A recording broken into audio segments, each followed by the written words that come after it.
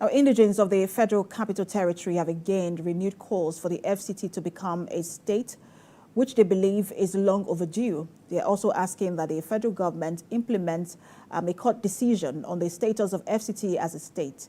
Senior reporter Habida Lawal reports. After Nigeria's presidential election, a court ruled that the federal capital should be treated like a 37th state. Abuja's original inhabitants are calling for a governor and a state legislature.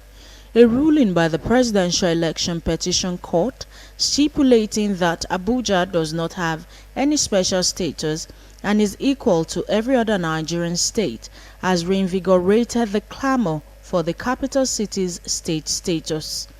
The indigenous people of the FCT say beyond being marginalized in the administration of things, they also face challenges of land grabbing, which has turned them to strangers in their own land.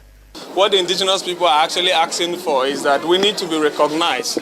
Take for instance, myself, I'm from FCT. A lot of my friends, some of them don't know that people come from FCT. We've seen situations where some of us that want to write exams, FCT is recognized as a place, but not as a state where people come in from. So that makes us feel like second-class citizens. When you're filling forms, you see the options of state, your state is not there, you are forced to pick a neighboring state. And any pronouncement of Supreme Court by law has become an established law.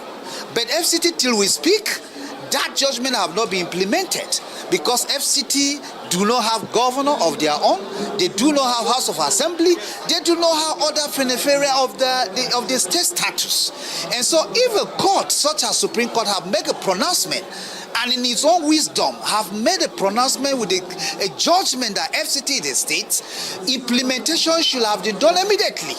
The major thing that should be addressed is their land and resource rights.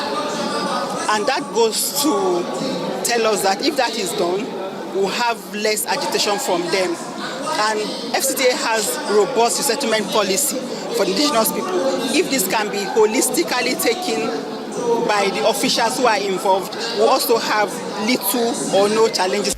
They are appealing to the federal government to implement policies that will give their people a sense of belonging and not isolate them from the development and advancement of the FCT. Habida Lawal, TVC News, Abuja.